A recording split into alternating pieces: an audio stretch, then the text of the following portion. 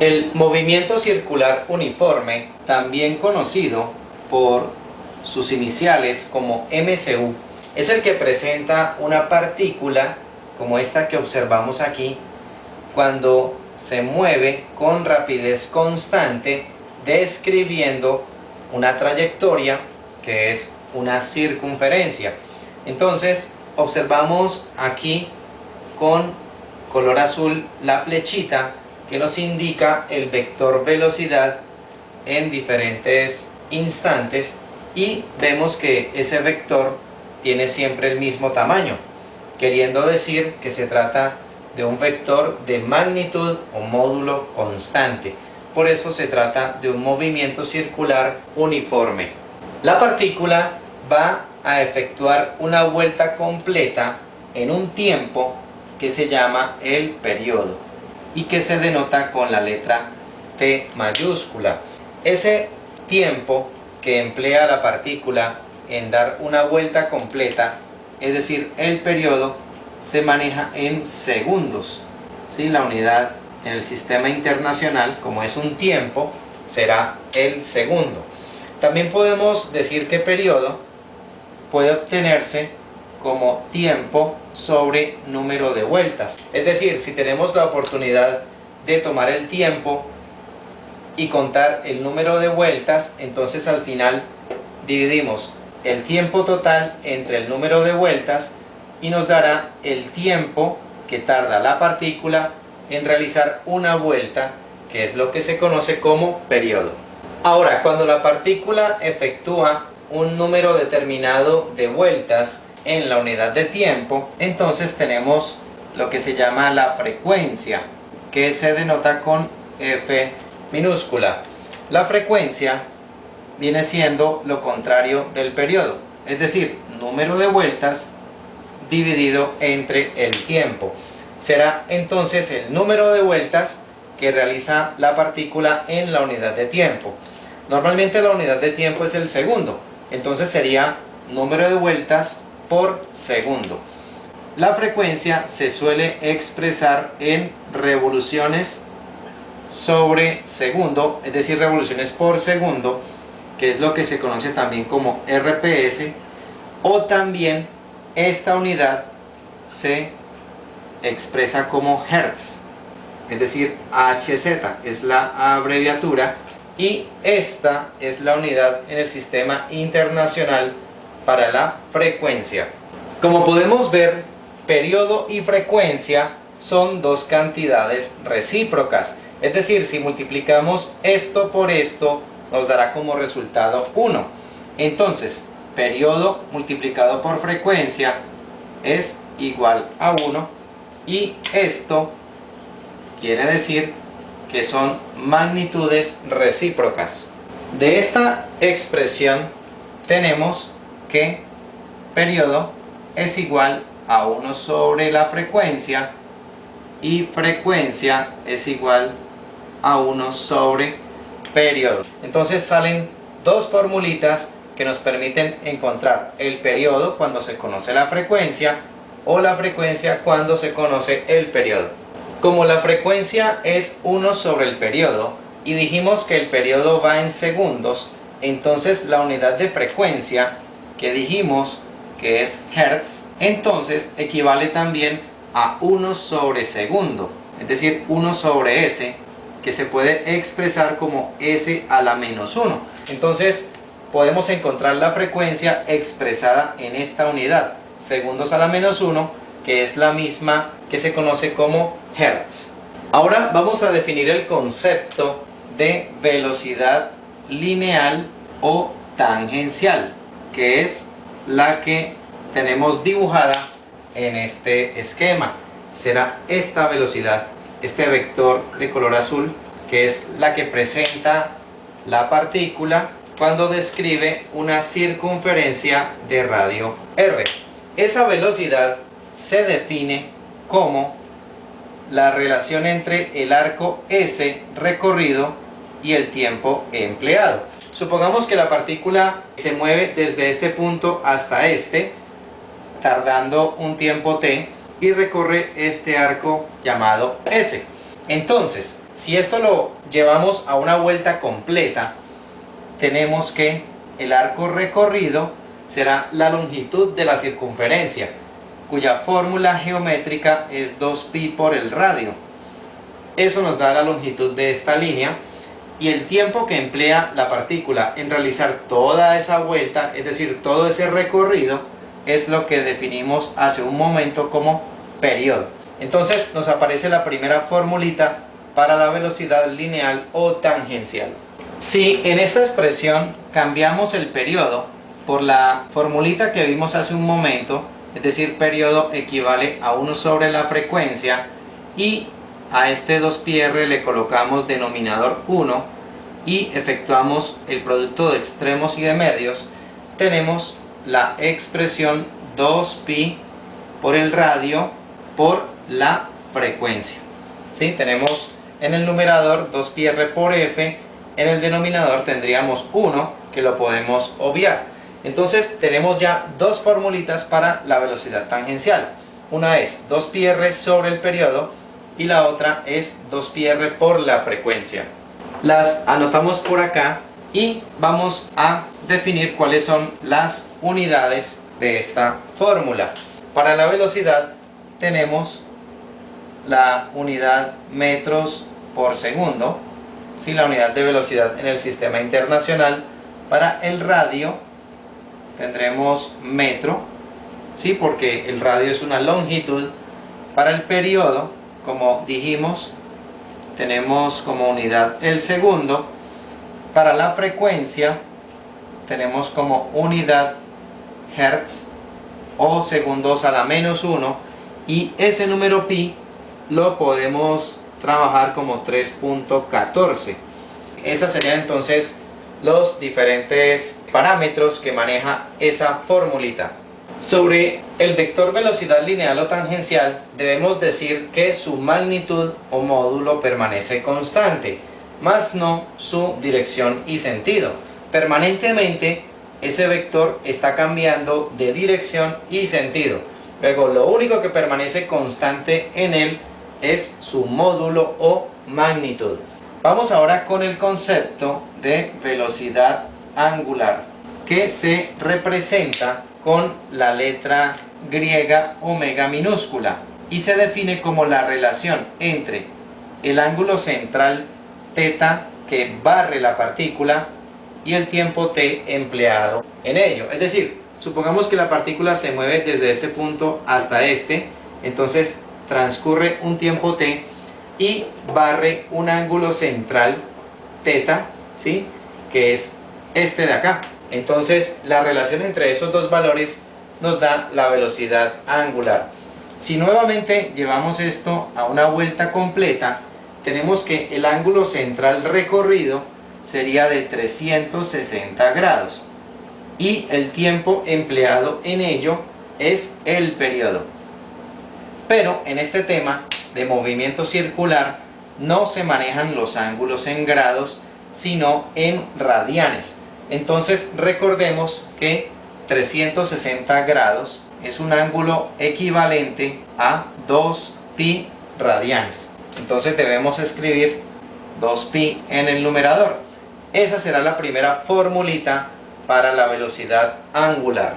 Vamos a hacer el cambio del periodo por su fórmula correspondiente. Periodo es igual a 1 sobre la frecuencia. Este 2pi le colocamos denominador 1, hacemos producto de extremos y de medios, nos queda entonces 2pi por f. Eso tendría denominador 1 que podemos obviar, y tenemos la otra formulita para la velocidad angular. Aquí tenemos el resumen de las dos formulitas y vamos a establecer las unidades correspondientes a cada una de las letras que allí intervienen. Entonces, para omega minúscula, es decir, la velocidad angular, tenemos como unidad radianes por segundo, ¿sí? Por lo que dijimos ahora que es un ángulo entre un tiempo. Para el periodo, nuevamente, la unidad es el segundo. Para la frecuencia, sigue siendo hertz o segundos a la -1, y nuevamente tomamos el número pi como 3.14. Sobre la velocidad angular también debemos añadir que se trata de un vector que es perpendicular al plano que forma la circunferencia. En este caso, como la partícula gira en contra de las manecillas del reloj, usamos la regla de la mano derecha. ¿Sí? Usamos la mano derecha cerrando los dedos, estos dedos de acá en la dirección en que gira la partícula, y la dirección hacia donde apunta el dedo pulgar será la dirección del vector velocidad angular. Será en este caso este vector que sale del plano que forma el tablero. Entonces, si la partícula girara a favor de las manecillas del reloj, haríamos esto. Si los dedos girarían en esta dirección y el dedo pulgar apuntaría hacia allá, es decir, entrando al plano que forma la circunferencia. Entonces, es un vector que no podemos representar en este momento, en este dibujo, pero como decimos, lo imaginamos o saliendo del plano o entrando hacia él. Vamos a ver a continuación la relación que hay entre la velocidad lineal o tangencial y la velocidad angular.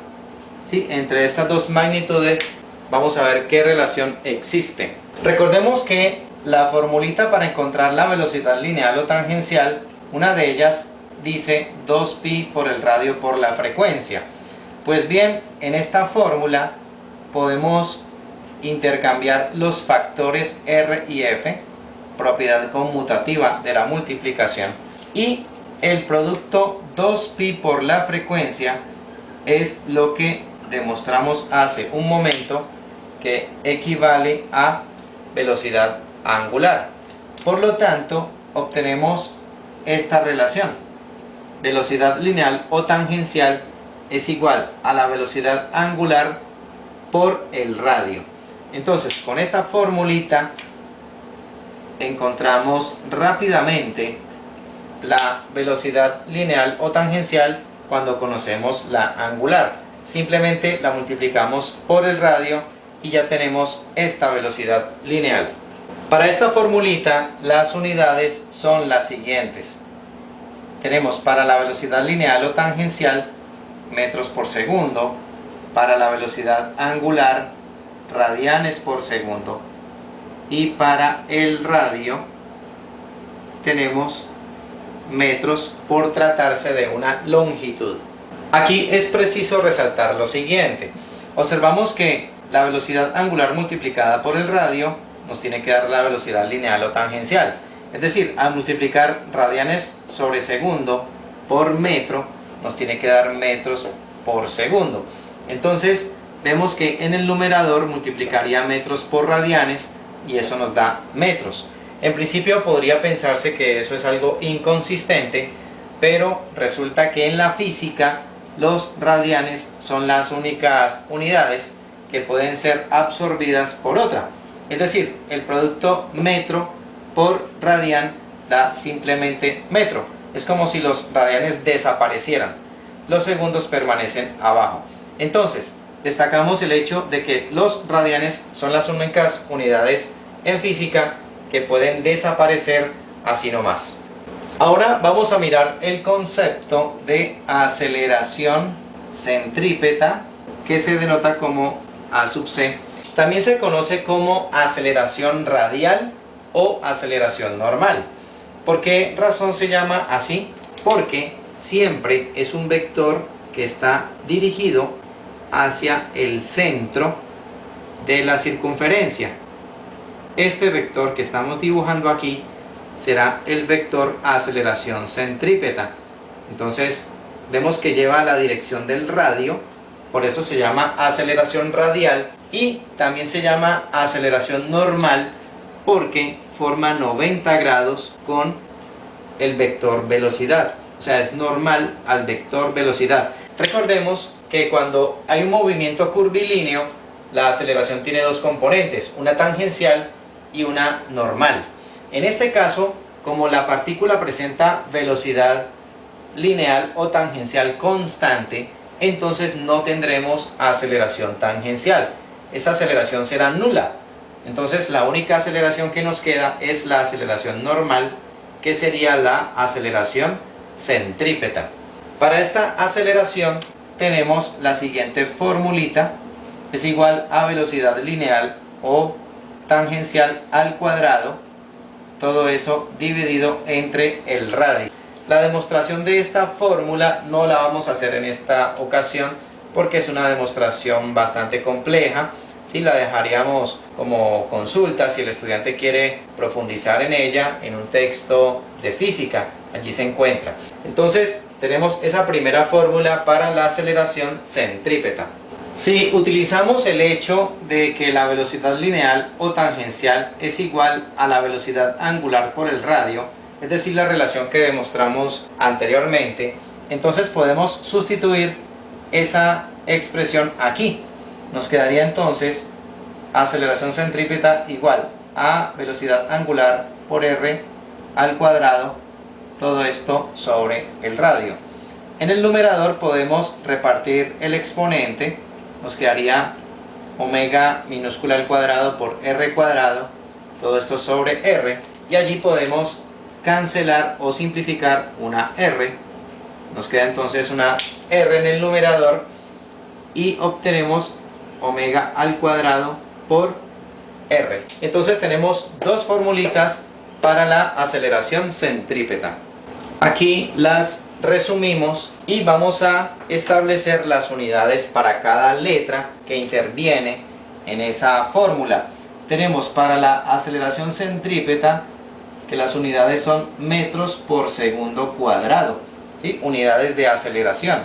Para la velocidad lineal o tangencial, metros por segundo. Para el radio tenemos metros, y para la velocidad angular tenemos radianes por segundo.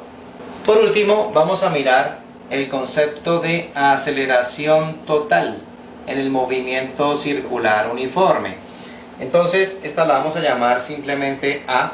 Esa aceleración, así como en todo movimiento curvilíneo, se obtiene como la raíz cuadrada de la componente tangencial de la aceleración al cuadrado más la componente normal de dicha aceleración al cuadrado. Pero dijimos que la componente tangencial es 0 porque se trata de un movimiento con velocidad tangencial constante.